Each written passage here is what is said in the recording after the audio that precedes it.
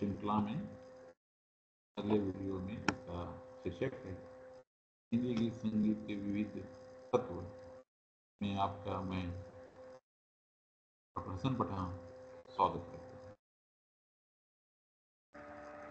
इस वीडियो में हम हिंदी गीत संगीत के तत्वों पर विचार करेंगे और हमें जानेंगे कि हिंदी संगीत में मौजूदा विभिन्न सांगीतिक भावात्मक और सांस्कृतिक तत्व किस तरह से मिले हुए हैं उसे समझेंगे। हिंदी गीत संगीत में प्रत्येक गीत के पीछे की गहराई, उसकी संरचना यानी कि स्ट्रक्चर और उसके मूल तत्व बेसिक प्रिंसिपल्स उसे श्रोताओं के दिल में जगह देते हैं, यह न केवल मनोरंजन का साधन है बल्कि भारतीय समाज की सोच, सांस्कृतिक और परंपराओं का प्रतिबिंब भी है। आइए हिंदी गीत संगीत के विविध तत्वों का विश्लेषण करते हैं। सबसे जरूरी है हिंदी गीत संगीत में तत्व नंबर 1, मुद्दा 1.1 शब्द और भाव, लिरिक्स एंड इमोशंस। गीत के शब्द और उसमें निहित भाव हिंदी संगीत का सबसे महत्वपूर्ण तत्व होता है, सबसे important principle lyrics and emotions. Hindi गीतों में शब्दों का चयन बहुत सावधानी पूर्वक किया जाता है, जिससे हर पंक्ति में गहराई और संवेदना हो। प्रेम, विरह, देशभक्ति, भक्ति, प्रकृति का सौंदर्य, हर भाव के लिए हिंदी में अनगिनत गीत लिखे गए हैं। हिंदी फिल्म संगीत में गीतकार जैसे कि साहिर लुधियानवी, गुलजार, मजनू सुल्तानपुरी और प्रसून जोशी ने भावनाओं को इतने सुंदर शब्दों में ढाला है कि श्रोता उसमें खो जाता है। गीत के शब्दों में जीवन की वास्तविकता, समाज की समस्याएं और व्यक्तिगत भावनाओं का ऐसा सुंदर समावेश होता है कि लोग खुद को उससे जोड़ पाते हैं।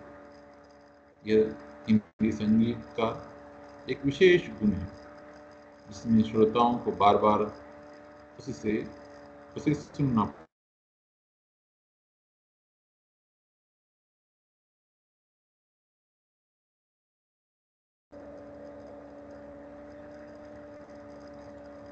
Melody and scale. हिंदी संगीत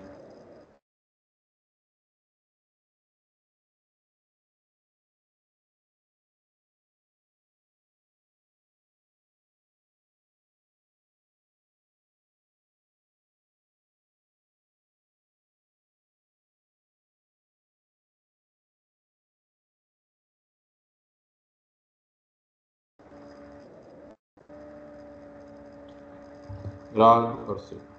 हिंदी की संगीत का एक और महत्वपूर्ण तत्व है राग और सुर।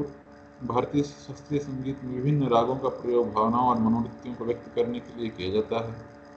सुबह के राग, शाम के राग,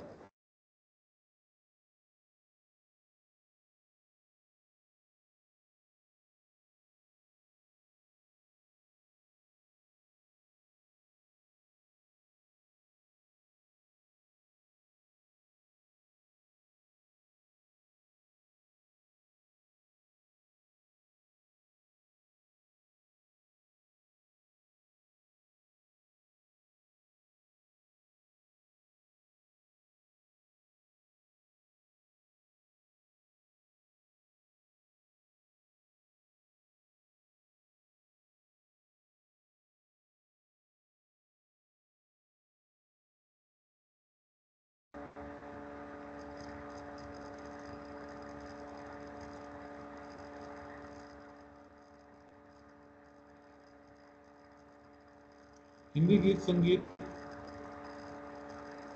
सुबह के राग, शाम के राग और रात्रि के राग जैसे विभिन्न भिन्न रागों का प्रयोग हिंदी गीत संगीत में किया जाता है। संगीतकार अक्सर किसी विशेष राग में गीत की रचना करते हैं, जिससे उसमें एक अलग प्रकार की गहराई और विशिष्टता आ जाती है। उदाहरण के लिए राग भैरवी का प्रयोग उदासीनता और सौम्यता व्यक्त करने के लिए किया जाता है, जबकि राग यमन का प्रयोग भक्ति और आध्यात्म के भावों के लिए होता है।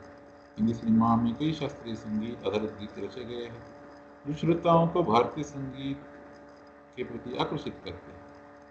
तीसरा तत्व है हिंदी गीत संगीत का लय और ताल, रिदम एंड बीट। लय और ताल किसी भी गीत में उच्चार होते हैं। हिंदी संगीत में ताल का प्रयोग गीत की माहौल निर्धारित करने में होता है। हिंदी संगीत में 7 से 8 बीट्स के ताल होते जैसे है एक ताल, 3 ताल और चपताल का प्रयोग देखा जाता है। ताल की विविधता के कारण गीतों में नयापन और आकर्षण बना रहता है। पुराने हिंदी गीतों में ताल का संयम और संतुलित प्रयोग होता था, जबकि आधुनिक गीतों में ताल और लय के नए प्रयोग देखने को मिलते हैं। आज के गीतों में पाश्चात्य बीट्स और इलेक्ट्रॉनिक्स म्यूजिक का भी समावेश किया जा रहा है, जिससे लय और ताल को और भी आकर्षक बनाया जा रहा है। वाद्य यंत्रों का प्रयोग, इंस्ट्रूमेंट्स। हिंदी गीत संगीत में वाद्य यंत्रों का प्रयोग अनोखा और महत्वपूर्ण स्थान है। शास्त्रीय वाद्य यंत्रों जैसे कि तबला, सितार, बांसुरी, सारंगी और शहनाई हिंदी गीत संगीत में व्यापक प्रयोग होता रहा। इन पारंपरिक वाद्यों के साथ साथ आधुनिक इलेक्ट्रॉनिक उपकरणों, गिटार और सिंथेसाइजर का प्रयोग भी बढ़ रहा है। जहाँ पुराने गीतों में वाद्य यंत्रों के संयोजन से श्रोताओं को भारतीयता का अनुभव होता था, वहीं आधुनिक गीतों में पश्चिमी वाद्य यंत्रों के प्रयोग से गीतों में वैश्विकता का अनुभव होता है।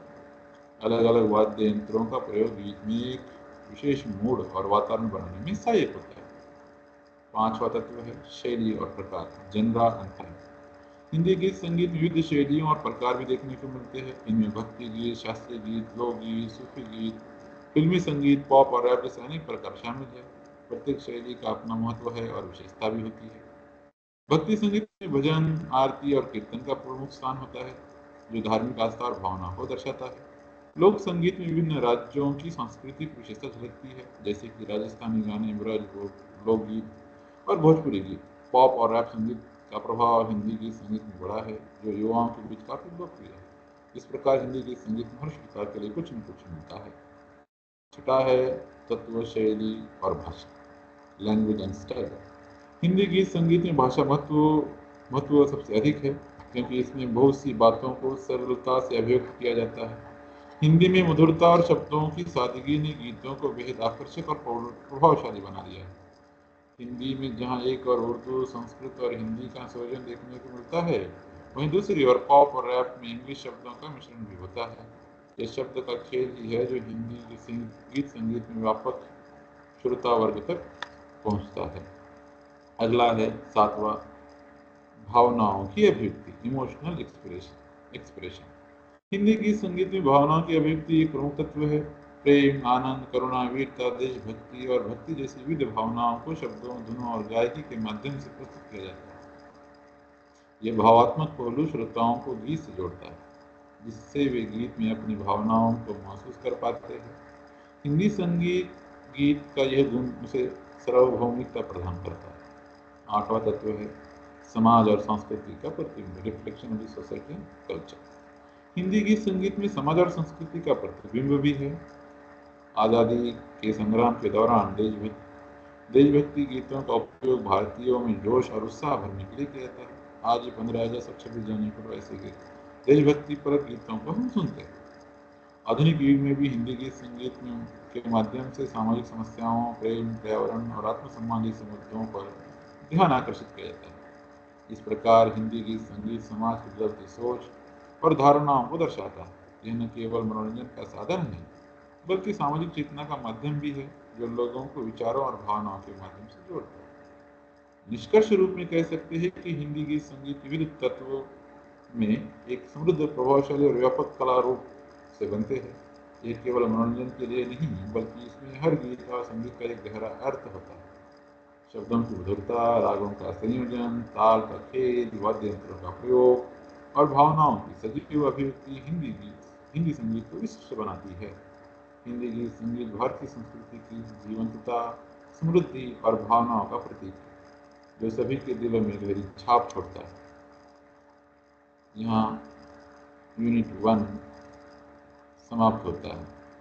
अगले भाग में यूनिट 4 के लिए हम मिलेंगे, यूनिट 2 के लिए मिलेंगे, जिसमें प्रमुख हिंदी गीतकारों का हम जीवन परिचय देखेंगे और उनके गीतों की चर्चा करेंगे।